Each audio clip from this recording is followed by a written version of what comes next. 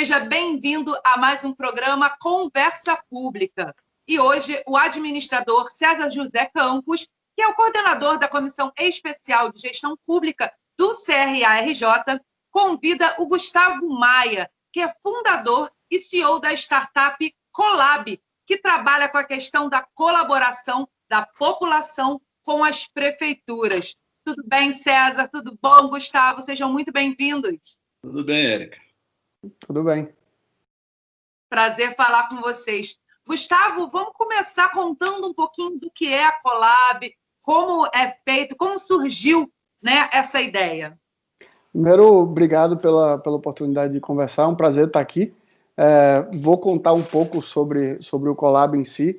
A gente é uma startup de inovação do governo, por um lado, inovação para dentro dos governos, e aí aqui eu vou dar principalmente prefeitura, como você bem colocou, e pelo outro lado, engajamento cidadão. A gente tenta trabalhar aí como uma ponte entre cidadãos e governos pelo país inteiro. A gente nasceu em 2013, na época eu vinha trabalhando, eu sempre fui muito apaixonado por política, por gestão pública de uma maneira geral. Minha formação é em comunicação, não tem nada a ver, mas eu vinha trabalhando numa pré-campanha, na época, de um candidato a prefeito da minha cidade, em Recife, na época, e comecei a ver o quanto as pessoas querem participar da tomada de decisão. Foi a primeira eleição que teve o Facebook no Brasil funcionando, e as pessoas estavam muito nessa história de redes sociais, óbvio que hoje está muito mais do que estava naquela época, mas ali era meio que o começo daquilo, e essa percepção de que as pessoas queriam participar e que os governos eles teriam que reagir àquilo de uma forma diferente, deu ali a ideia de...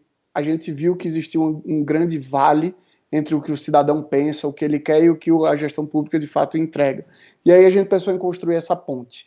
Então o Colab, ele por um lado, pelo lado do cidadão, ele é um aplicativo que você pode baixar tanto para Android quanto para iPhone, ali, super simples. E esse aplicativo ele tem uma rede social por trás, é uma rede social onde você vê tudo o que está acontecendo na sua cidade relacionado a determinados temas. Então, desde coisas como zeladoria urbana, o buraco, a iluminação com defeito, a poda de árvore que está precisando ser feita. Isso você tem nesse aplicativo para esse cidadão publicar essas coisas. Pelo outro lado, a gente tem ferramentas que a gente leva para dentro do governo para fazer gestão de todas essas demandas. O que mais? A gente tem o governo consultando a população para tomada de decisão. Então, todo o lado de orçamento participativo, revisão de um plano diretor municipal, tudo isso a gente faz por dentro dessa plataforma.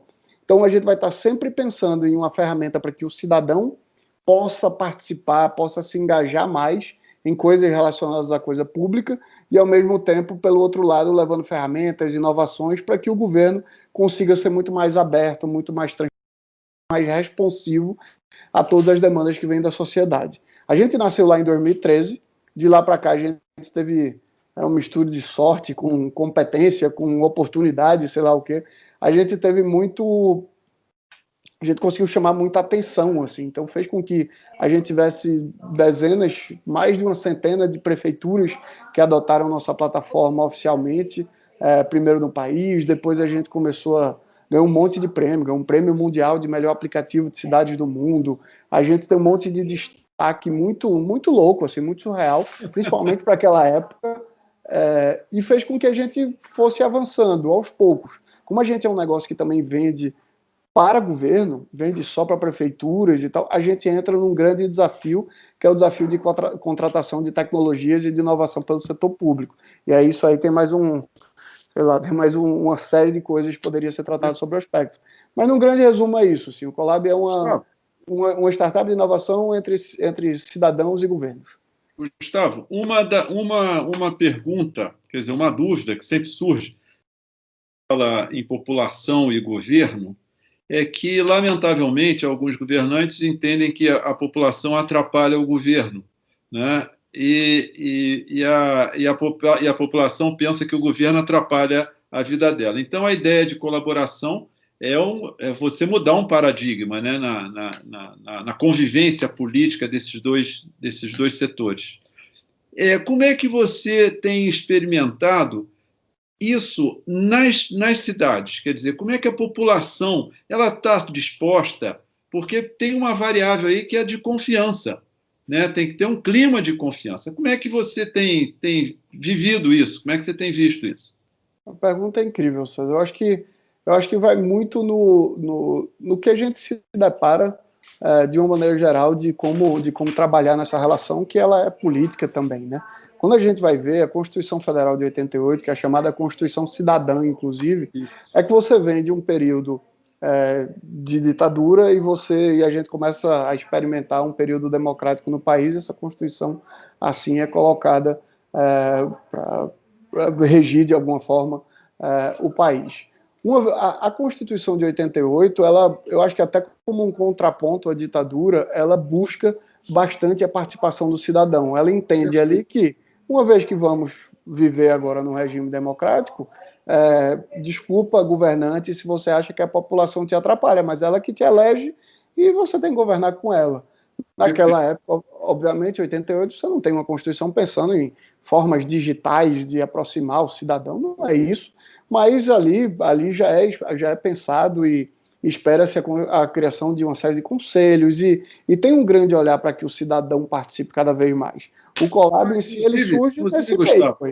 Inclusive, Gustavo, eu vivi esse momento na história do Brasil, né, da nova Constituição, eleger os constituintes, participar de discussões dentro de partido, o que ia ter. Foi exatamente isso que você explicou. A Constituição de 88 ela abriu uma série de conselhos, que era o oposto do que se vivia na ditadura. A ditadura a gente não podia nem se reunir, né? Tem assim, só pelo fato de fazer reuniões, né? Já era fichado na polícia, fichado no DOPS, na polícia política, etc. Então, a Constituição veio, né, porque foi em cima de todo o movimento, direta já, aquele negócio todo, essa participação da população como sendo a garantia de não ter mais ditadura, né? Era aumentar a participação da população. E ninguém nem imaginava, corretamente você está falando, ninguém imaginava nada digital, era tudo presencial, era para estar lá. Total, eu acho. Inclusive o voto, né? Era tudo escrito à mão. E eu acho que, assim, no fim das contas, eu acho que o começo da minha fala, inclusive, ela parece se dar de que o convencimento vai por respeito à Constituição. E vai sim por respeito à Constituição, obviamente, ela é uma Constituição que exige que tenha muito mais participação das pessoas, ok, mas eu acho que hoje, César e Érica, o assunto vai muito além disso. A gente vai falar sobre participação cidadã, e aí... Vamos lá, a gente continua num regime democrático onde o maior símbolo de democracia é o dia da eleição, onde as pessoas vão lá participar da eleição. As pessoas no Brasil, em si, elas são, inclusive, obrigadas a votar, e elas vão lá votar. Beleza. Mas, no fundo, eu acho que tem uma série de outros convencimentos que passam por esse tema para que as pessoas possam participar mais. Um deles, e eu acho que o mais simples de todo quanto mais a população participa, mais o governante acerta. Ponto. Sim. Simples desse jeito. Uma vez que a gente escolhe os governantes da gente, os governantes têm que respeitar quem a gente escolhe, porque senão ele também não consegue nem ser reeleito. E uma vez que ele está nesse papel, buscar a participação do cidadão também é inteligente para que ele acerte mais, para que ele erre menos. Aí aqui eu acho que é uma forma bem até rasa de ver isso tudo, e eu acho que a gente pode ir um pouco além, inclusive. Qual é a visão que eu tenho do papel de governo e como essa participação do cidadão ela pode se dar da melhor forma, de forma mais efetiva? A gente tem uma série de decisões do governo que eles são tomadas e a gente escolhe os governantes da gente porque a gente vive numa democracia representativa e eles que vão lá nos representando durante aquele período. Tudo bem, mas tem muito da decisão, ela pode ser compartilhada com a população para errar menos. Isso não significa que adianta um governo virar e dizer assim, o que é que vocês querem para ser, sei lá, na frente da sua casa no ano que vem? Se você fizer uma pergunta como essa, a população vai dizer, eu quero um estádio de futebol, e todo mundo vai dizer que quer um estádio de futebol na frente de casa, eu quero um estacionamento de foguete na frente da minha casa. Isso não significa que o governo é capaz de fazer. Então, a minha visão, e é como a gente olha muito de como essas coisas devem ser feitas, quem está dentro do governo tem um papel técnico de estruturar as possibilidades, e aí vai olhar o orçamento, vai olhar as capacidades técnicas, vai seguir uma série de rituais para que, uma vez colocado, a gente dê algumas opções técnicas viáveis para que a população ajude nas tomadas de decisão. Então, aquela decisão que era só de gabinete fechado, que alguém ia lá e dava uma canetada, por que não consultar a população para tomar essa decisão tecnicamente viável, e aí, com isso, você acertar muito mais? Esse é um olhar muito, inclusive, de, sei lá, tem um quê de comunicação, meio de marketing, assim, que é, quanto mais você fizer, melhor. Essa visão que você está dando é uma visão que eu diria que vamos dizer, moderna, porque quando a gente falava de participação em governo, ela sempre se dava através do partido político, porque os partidos eram realmente ideológicos, eles tinham uma corrente, e a cada corrente política tinha uma forma de governar diferente. Então, você se alinhava ao partido para participar politicamente, porque aquele partido fazia os projetos de acordo com a sua crença, né, de que seria o melhor governo. Só que isso se desgastou muito no mundo inteiro. A questão das ideologias ficou um vazio. E aí ficou um vácuo, e aí eu queria ressaltar assim, a importância da ferramenta que vocês criaram, porque quando os partidos se esvaziam, a população não sabe como participar. E aí vocês, com a ferramenta que vocês criaram, vocês viabilizam uma participação política, uma participação cidadã, né, uma participação social, por causa da ferramenta. A ferramenta abre uma possibilidade nova de se fazer política, de participar de governo, de influenciar nas decisões. Isso eu acho que é um momento importante na política brasileira, por incrível que pareça.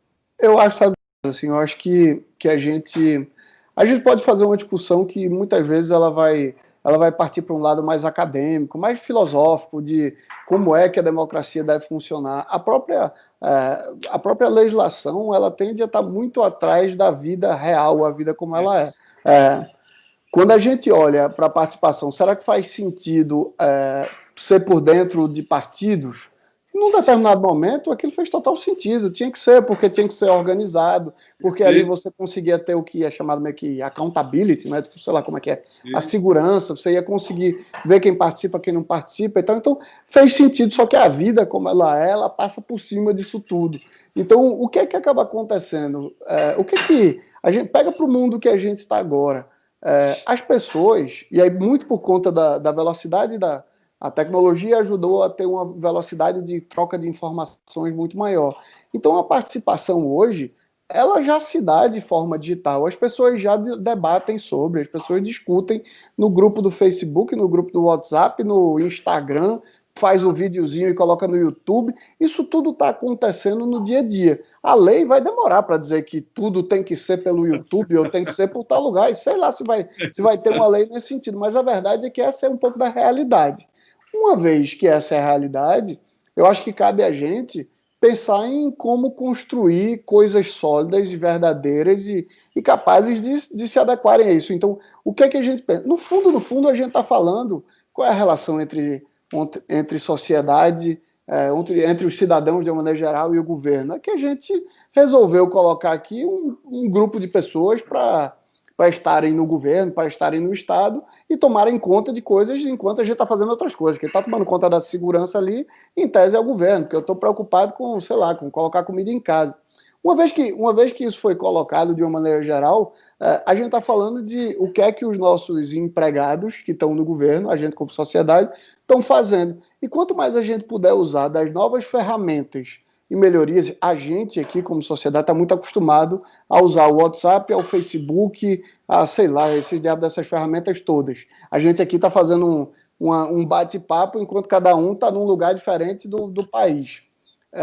Por que quando a gente vai se relacionar com o governo, a gente tem que se relacionar com algo tão burocrático, devagar, demorado? Porque ele é muito mais regido por leis, para começo de história, e porque ele é lento mesmo. Então, eu acho que tudo que ajuda a empurrar essa velocidade um pouco do lado do governo vai fazer com que a confiança, e eu vou pegar teu papo lá de trás, César, a confiança aumente. Quanto mais a gente distanciar a vida comum do cidadão para a burocracia de dentro do governo, mais a gente perde a confiança. Isso está chegando no momento onde a gente está quase que rompendo isso institucionalmente. Porque as pessoas não confiam, elas não confiam porque... Eu vi um dado recentemente, 71% da confiança das pessoas em governo está relacionada à entrega de serviços qualificados.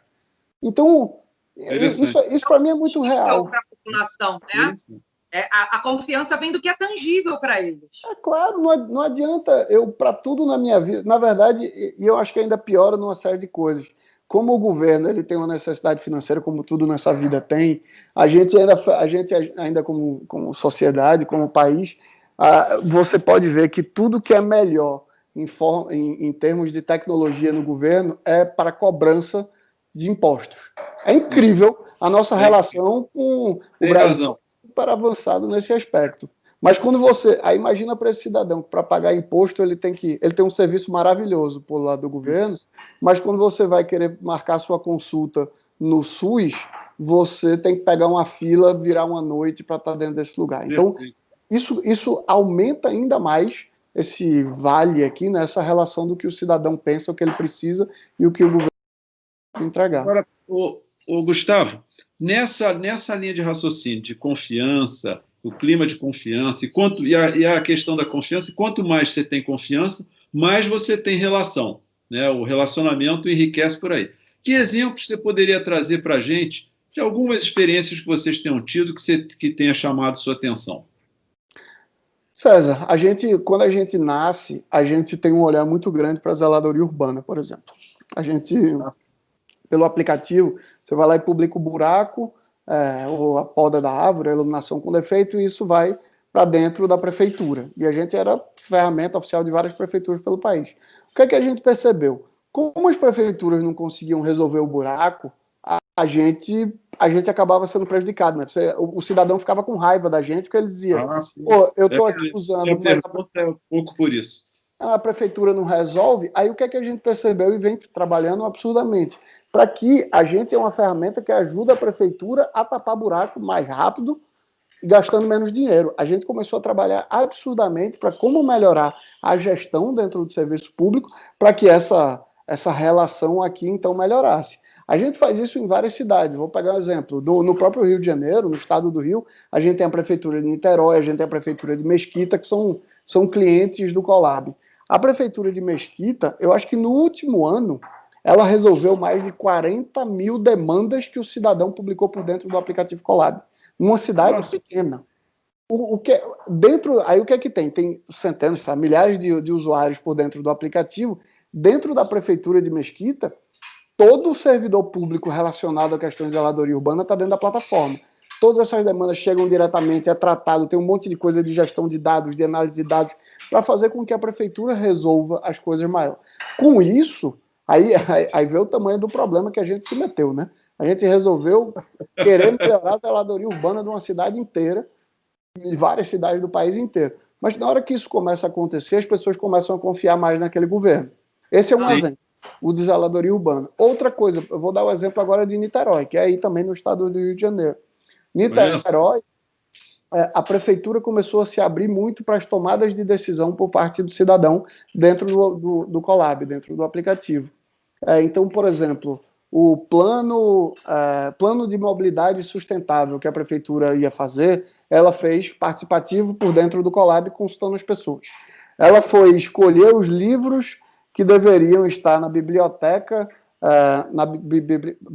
pública municipal. Ela perguntou às pessoas quais eram os temas e quais eram os livros que as pessoas queriam escolher. A prefeitura de Niterói é um exemplo aqui no Rio de Janeiro de como deveria ser as prefeituras. Pois é. No quesito Covid, né? Agora, durante a pandemia, foi a questão da relação governo-população principalmente no início da pandemia. Eu nem sabia que vocês estavam em Niterói, mas Niterói tem dado um exemplo assim de não só de inovação, mas de qualidade na gestão. Né? Eu acho que na Covid eles deram assim carregaram inclusive municípios ao redor. Total, isso reflete, e aí, César, assim, isso para mim é muito claro, isso reflete numa qualidade de vida melhor para as pessoas. Isso faz com que esses gestores públicos, e aí o lado político, assim, eles tenham a confiança das pessoas e consigam renovar seus votos e tudo. Então, ser mais transparente, mais aberto, é porque é difícil, dá um trabalho danado. Assim, principalmente para quem quer ser corrupto, principalmente para quem quer fazer uma coisinha ali por trás, dá um trabalho maior ainda. Então, mas quem faz e quem quer fazer bem feito, e eu sou assim, eu acho que eu sou da tese de que tem pessoas boas e pessoas ruins em todos os lugares, todo e qualquer um. Seja na prefeitura de qualquer atividade, na farmácia ou no supermercado. Sempre vai ter gente boa e gente ruim em tudo. Mas quando você começa a se abrir mais, você tende a afastar um pouco as pessoas que estão entrando ali por questões, sei lá, espúrias, porque querem fazer alguma coisa de errado. Então, eu vou dar um exemplo aqui, esse é um exemplo hipotético. Quer dizer, ele já aconteceu uma vez, aí a história por trás é que é hipotética, tá? Uma prefeitura consultando a população sobre qual é a banda que deve tocar num show que a prefeitura vai fazer aberta. Esse aqui é só um exemplo, tá? Vamos lá, a prefeitura tinha uma verba, ela ia fazer um show. Tudo bem, existe política de cultura, que não é para a população decidir tudo, mas vamos dar o exemplo de que ela quis fazer isso uma vez, porque ela tinha uma verba, ela queria fazer uma festa ali para comemorativa da cidade, e resolveu perguntar à população qual era a banda que ela gostaria que tocasse, obviamente seguindo critérios técnicos, né, de preço de banda e tal, enfim, vai lá e escolheu. Na hora que você vê isso aqui, parece uma coisa muito ridícula, né? Que coisa besta, você tá chamando a população para decidir qual é a banda que deve tocar no show, mas vê pelo lado da transparência e como isso vai afastar alguns corruptos. Existe muito esquema de corrupção, onde as pessoas da Secretaria de Cultura, por exemplo, elas já têm as bandas que devem tocar ali, certinha, a licitação lá de 100 mil reais, sei lá, do cachê da banda, e, porra, eu te coloco para tocar por 100 mil, tu me devolve 50 e tá tudo certo. Quando você toma uma decisão dessa, onde ninguém sabe qual é a banda até os 45 minutos do segundo tempo... Matou essa possibilidade. Matou essa possibilidade. Isso é um caso bem simples, bem besta, e que aumenta um negócio que é muito importante também sobre participação, que é controle social. Controle social, ele vem... Aí, às vezes, parece que é um papo super ideológico, né? Tipo, não, porque o controle social, então, significa que as pessoas vão atrapalhar. Eu pego até um pouco da tua conversa no começo, César, de se a população vai atrapalhar ou não, mas controle social, eu tenho um exemplo que é ótimo de como você consegue entender o lado positivo do controle social. Érica, na frente da tua casa vai ter um parque e vai ter uma licitação sobre reforma desse parque. O parque hoje tem uma pistinha de Cooper e um campinho de futebol. E as pessoas jogam bola e adoram correr nesse negócio, mas tá meio acabado, tá meio ruim. E a prefeitura, como o prefeito lá, quis tomar uma decisão de vou fazer uma licitação nova para reforçar esse parque para ele ficar maravilhoso. E aí ele contrata por alguns milhões uma empresa que vai fazer, um urbanista que vai desenhar o negócio inteiro. E essa decisão é tomada de, esse negócio de pista de Cooper e campinho de futebol de barro não tá com nada. É muito melhor, a gente vai fazer aqui um museu maravilhoso, ou vai, na verdade, sei lá, vai fazer um parquinho de criança e tal coisa, toma a decisão, faz. Na hora que faz isso, a população ao redor, ela pode gostar ou ela pode ficar enfurecida, porque eu adorava meu campinho de futebol e minha pista de Cooper. Quando você toma uma decisão, agora vamos voltar e vamos imaginar que essa decisão do que seria colocado na licitação seria perguntada às pessoas que estão ao redor, essas pessoas, na hora que elas dizem, não, eu quero um campinho de futebol e uma pista de Cooper. Uma vez que a prefeitura execute esse serviço, essa obra, essas pessoas que escolheram, elas têm um senso de pertencimento muito maior sobre esse negócio. Então, eu garanto que se Érica votou lá que ela queria ter a pista de Cooper foi executada, se chegar alguém quebrando a pista de Cooper, pichando a pista de Cooper, Érica não deixa. Érica é dona, ela se sente muito mais partícipe daquilo. Então, fiz parte da decisão. Exatamente, então o controle social ele se coloca muito dessa maneira. Quanto mais pessoas você tiver participando, mais pessoas vão estar olhando também. É a mesma coisa no orçamento participativo. Quando você tem 10 mil pessoas participando no orçamento participativo, você vai fazer com que tenha 10 mil pessoas olhando cada obra daquela que eu queria fazer, eu quero ver se está sendo feita mesmo, quero ver quanto está custando, porque na época do orçamento participativo disse que era 100 mil, agora eu já estou vendo que estou 350. Então, o controle social ele vem para ajudar nesse aspecto. E aí eu volto. Ele nada mais faz do que fazer o governo acertar muito mais. E todo político quer ser reeleito, então acerta muito mais, que aí você vai ser reeleito, vai ser melhor. É porque há um vício no discurso das pessoas quando se fala em... Isso é por conta da história da ditadura. Toda vez que se fala em controle social, as pessoas associam o controle das pessoas. Quando você está falando controle social, é o inverso. É a sociedade controlando o governo, porque a sociedade é que faz com que o governo exista. E, por conta da história da ditadura, controle social era sempre o inverso, era o governo dizendo, querendo saber o que cada um fazia, como fazia, por que fazia e tal. Então, por isso que criou essa distorção a distorção desse conceito, né? E aí vocês, com essa ferramenta, vocês estão abrindo aí novos caminhos que vocês nem imaginaram. Agora, tem uma coisa que você falou importante, que anda junto com a questão da confiança, é a questão da transparência. Né? Sem transparência, você não alimenta a confiança. E a ferramenta de vocês, acho que contribui muito com isso, né? Porque o que a gente faz, e aí tem uma questão interessante disso, é que a gente não é uma ferramenta da prefeitura. A gente é uma ferramenta do cidadão e que a prefeitura faz parte. E quando você vai pegar na minha própria fala, e César me conhece bem, eu estudo governo, eu estudo bastante a gestão pública, porque no fim das contas eu quero muito ajudar a gestão pública, demais. Na verdade, se eu olhar assim, onde é que vocês estão mais focados, eu digo, ó, melhorar a gestão pública, para mim, é fundamental porque vai ajudar a ter pessoas confiando mais na gestão pública e aí com isso participando mais. A transparência é uma dessas coisas. Você trazer muito mais transparência para o processo como um todo, primeiro que é uma obrigação. Aí a parte eu vou voltar lá para o lado da Constituição. Desculpa, mas é uma obrigação, não é uma questão de você querer ou você não querer. Agora, quanto mais transparência você dá também, mais assertividade você tem. O Colab ele nasceu da sociedade, a prefeitura faz parte, isso significa que a gente não esconde as coisas. O buraco que César publicar vai estar aberto para todo mundo poder ver. Isso tem um lado muito positivo, inclusive. Sabe por que a gente faz assim? Porque essa transparência, e o nosso objetivo é aumentar também um pouco da confiança, é que, como a gente está ajudando a prefeitura a tapar o buraco mais rápido também, a gente vai deixar isso público para todo mundo. Todo mundo vai ver que a prefeitura tapa buraco, troca lâmpada, faz poda de árvore.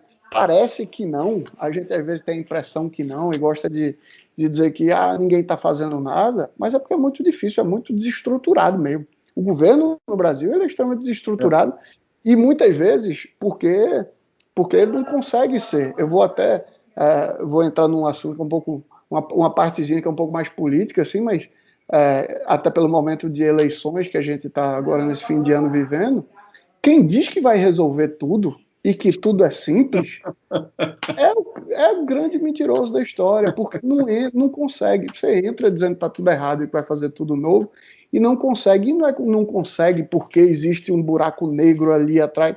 Não, é porque a gente culturalmente a gente como sociedade, tá, tende a ter desvios de caráter e coisas do tipo que as ferramentas foram apertando, e hoje você senta na cadeira de prefeito ou de prefeita, de secretário de uma cidade, e você não consegue tomar quase que nenhuma decisão. A verdade é que você não tem uma ferramenta tecnológica para te ajudar a fazer gestão de coisas básicas. E você tem que fazer na mão, e isso faz com que erre muito mais. Então, inclusive, o processo de transparência e a transparência para a gestão pública, eu acho que para todos os gestores públicos que vão começar no ano que vem, em prefeituras, transparência faz com que você consiga, inclusive, trazer os órgãos de controle como parceiros.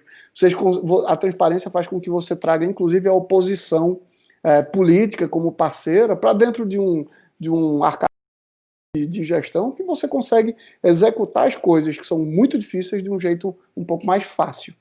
Tem uma coisa nova quando a gente fala de transparência, que transparência não existia. Transparência era coisa de adversário. Só os adversários é que cobravam alguma coisa dos governos. E aí, quer dizer, com a sociedade se organizando de outra forma e a democracia avançando, a transparência começou a ser passou a se impor, do mesmo jeito que se impôs os direitos do consumidor, que também não existia. Na década de 70, ninguém falava em direito do consumidor, isso surgiu a partir da década de 80, 90. E aí tem uma coisa interessante na transparência, que a transparência para a área pública, ela é uma ferramenta de melhoria de qualidade. E os gestores públicos nem sempre olham dessa forma, né? Então, quanto mais transparente, mais feedback você tem da prática da gestão. Então, é muito interessante quer dizer, vocês, como Colab, contribuindo com esse processo de transparência, vocês estão fortalecendo a qualidade da gestão. Muito bom. Eu gosto muito de ver, inclusive, César, o seguinte: César vai ser candidato a prefeito de, sei lá, de uma cidade A. César se elege, vamos dizer que César foi muito bem, ele se elegeu no primeiro turno ali com 55% dos votos. Ele agora vai ser prefeito da cidade A. Quando ele senta na cadeira de prefeito, tem que lembrar, né, César, que 45% das pessoas que trabalham, em tese, que trabalham na tua prefeitura, não votaram em você e não gostam de você. Então, inclusive para César fazer uma gestão muito melhor com essas pessoas que foram até contra ele, tudo bem, faz parte do jogo democrático, elas foram contra ele. Quanto mais transparência César quiser colocar na gestão dele como um todo, mais vai fazer com que esses 45% também tenham que andar na linha, também tenham que trabalhar de uma forma séria, porque no fim das contas está entregando tudo isso. E seja política, seja ideologia, é o que a gente tem que... E eu acredito muito nas pessoas boas que tentam fazer isso, tá? Estão fazendo isso porque querem entregar alguma coisa, alguma melhoria para a sociedade, querem melhorar a vida das pessoas de alguma forma. Então, transparência é sem dúvida que um papel... E isso, César, eu gosto muito de ver essas coisas, não como um discurso bonito e sei lá, utópico do mundo, mas é porque, no fim das contas, ele é o que leva a gente a chegar num caminho mais rápido também, e melhor, e de mais qualidade. No fim das contas, é isso que os corretos, se seguirem algumas dessas coisas, vão chegar muito mais à frente. A transparência faz com que você, inclusive quando a gente está olhando para governo, está olhando para grandes estruturas, faz com que você consiga contratar tecnologias com muito mais facilidade.